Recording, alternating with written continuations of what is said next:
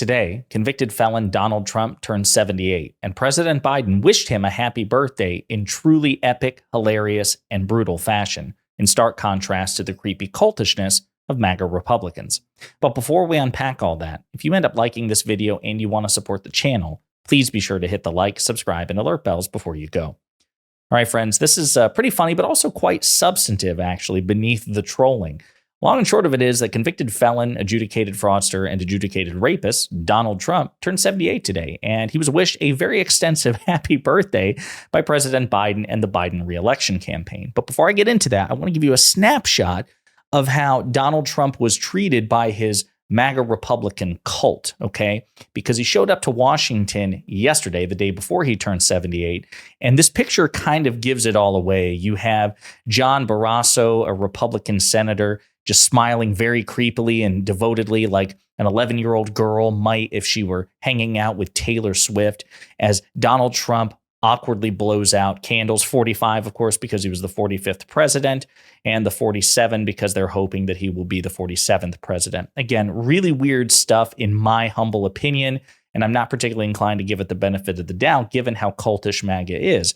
We also have a bit of video footage here as well, again, and he's doing this with the massed ranks of the Republican conference, both in the House and the Senate, in attendance. And again, look, Barrasso in particular is like looking at his son or his grandson blow out candles on a cake. Weird stuff. He wants a new driver.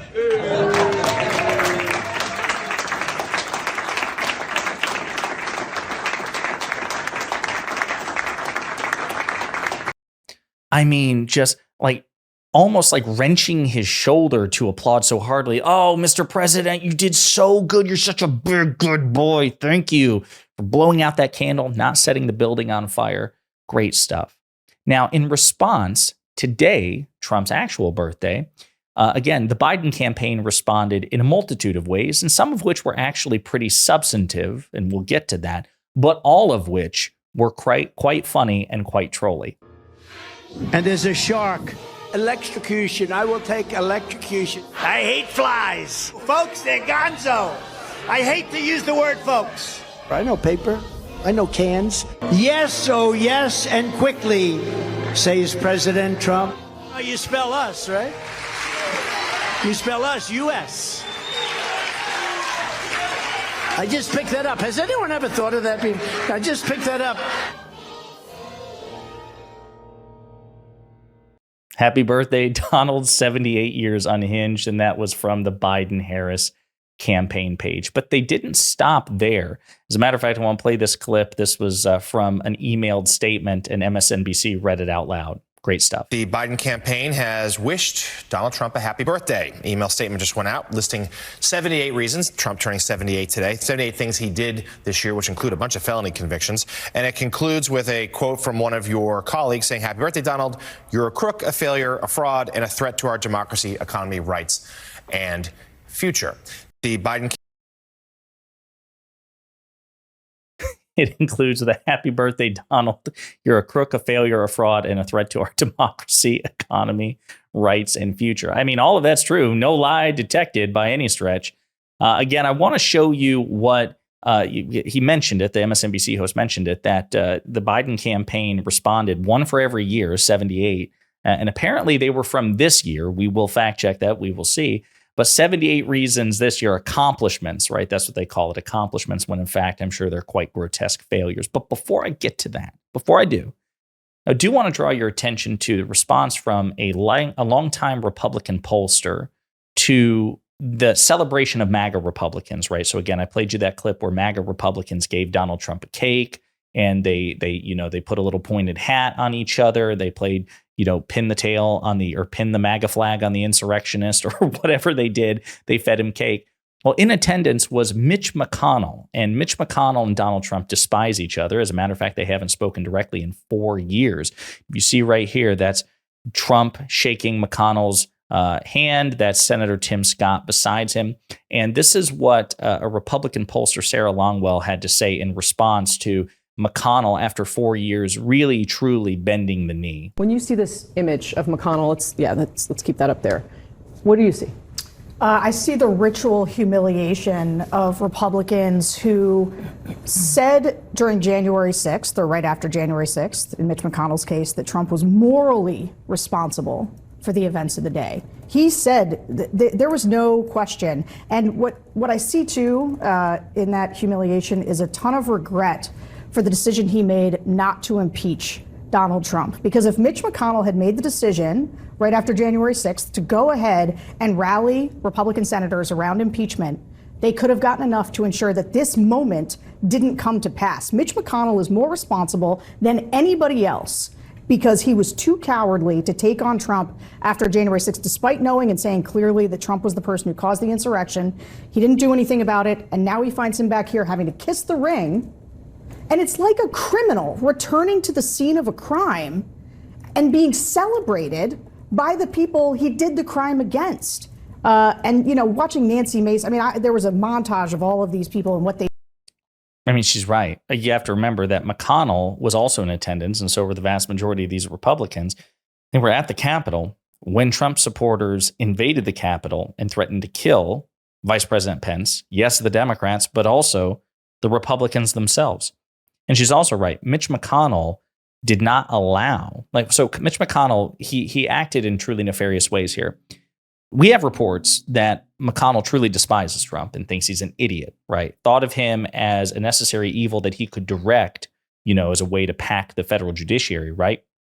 The problem, of course, is that Trump is also pretty unconventional even for Republicans. And so then there was that whole coup and insurrection thing. Then after the insurrection, McConnell said clearly, listen, Donald Trump is morally and practically culpable for the insurrection. So when Democrats tried to impeach Donald Trump, McConnell could have done the right thing and allowed the impeachment trial to go while Trump was still president and also whip votes in favor. And instead, McConnell tried to have his birthday cake and eat it too. What he tried to do, he assumed that there was no way that Donald Trump would have a political future after the insurrection. And all they had to do was wait just a couple more weeks to get him out of office, and that would be it. And so he could do that and rid himself of Donald Trump without also publicly defying the leader of his party. So instead, he delayed the trial in the Senate. Then, after the special elections in 2021, Democrats took control of the Senate. They had the impeachment trial. Now, by this point, President Biden had been inaugurated. And at the end of that impeachment trial, you need a 2/3 majority to convict, not just a simple majority, 2/3. Instead, 57 people, you need about 67, 57 people voted to convict Donald Trump, including 7 Republicans, including Mitt Romney. But Mitch McConnell opposed it because, again, he tried to have his cake and eat it too. He didn't want to convict a Republican leader whom he supported and endorsed of that impeachment. Again, calculating that would be the end of Trump, that he wouldn't have to, because that was the end of Trump's career. Of course, he, like all the other Republicans, miscalculated. And now we are where we are, in large part because of the cowardice of the likes of Mitch McConnell and Kevin McCarthy and others. So absolutely correct. Now let's get to the fun and substantive stuff, okay? So Raw Story has a copy of the email sent out by the Biden campaign, right? So the email includes a photograph of the former president that News Corp tabloid The Sun described as a fresh look, and photographer Hamish Mitchell described as terrifying. But seldom do Trump's mockeries include numerical lists supporting media coverage from the Washington Post or references to 4 criminal convictions, 8 political allies sentenced to prison, 6 bankruptcies, and 34 counts of falsifying business records. And as you might have already guessed, Biden's does. So number 1, Trump fell asleep a lot. And of course, again, it includes hyperlinks. A weary Trump appears to doze off in a courtroom ahead of trial. Then he went bankrupt again. Donald Trump has bankrupted his companies not once, not twice, but 4 times. And again and again and again and again. He failed as a casino owner. So as you can tell, this is not, as MSNBC suggested, all from this year, right? Because some of these failures go back several years, 7 years at least.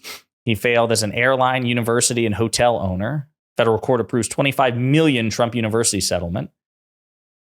Number 12, Donald Trump called for the death penalty and still won't apologize after their exoneration for 5 Black and Latino teenagers, the Central Park 5. Okay. And again, these hyperlinks are so good too. Let's see. 18, Donald dreamed of a unified Reich if he was to win in November. A video posted to Donald Trump's account and his social media network included references to a unified Reich, German for empire, a reference is typically associated with Nazis, among hypothetical news headlines if he wins the election in November. Donald floated the idea of executing the Joint Chiefs Chairman, Mark Milley. And again, these hyperlinks are good because it's like they're citing their sources. Donald Trump was found liable for sexual abuse. Jury finds Trump liable for sexual abuse, awards accuser, E. Jean Carroll, $5 million. And this is really good, really important. The presiding judge of that particular case clarified that while it didn't rise to the level of criminality, like in terms of like they couldn't make a criminal case necessarily, by civil terms, by typical parlance, when they say that Trump sexually abused E. Jean Carroll, they mean he raped her. The judge clarified, Trump is an adjudicated rapist. He digitally penetrated E. Jean Carroll in the 1990s. Thus why people say he's an adjudicated rapist. Donald suggested that windmills cause cancer. We fact-checked Donald Trump's dubious claims of the perils of wind power. He's also said that they kill whales. He proposed cutting Social Security, etc., and so forth. Number 39, he had his former vice president refuse to endorse him. 43, Donald endorsed every state abortion ban in America as, quote, a beautiful thing to watch. Number 44, Donald Trump said there has to be some form of punishment for women who have abortions. Donald lost the House and the Senate. Donald lost the 2020 presidential election to Joe Biden by more than 7 million votes, etc., and so forth. You see it all the way down. And then, of course, 78, Donald said he would make America great. He did not. Great stuff from the Biden campaign. As I said, I think it's really important for President Biden and the Democrats collectively to ratchet up the rhetoric. And again, I don't mean unlawfully, I don't mean to threaten, but in terms of taking a more aggressive rhetorical posture, I think it's necessary. I think people want it.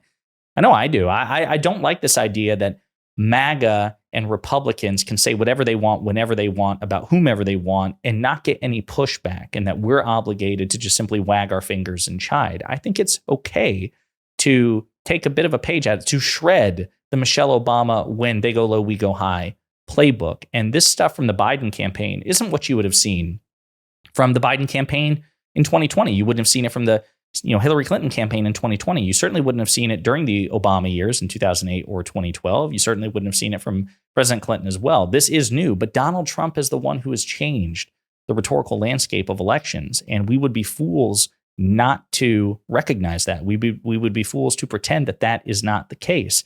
And so I appreciate the fact that an increasing number of Democratic politicians are starting to really stick it to Trump and MAGA Republicans in a way that I think we can all get hyped for and support.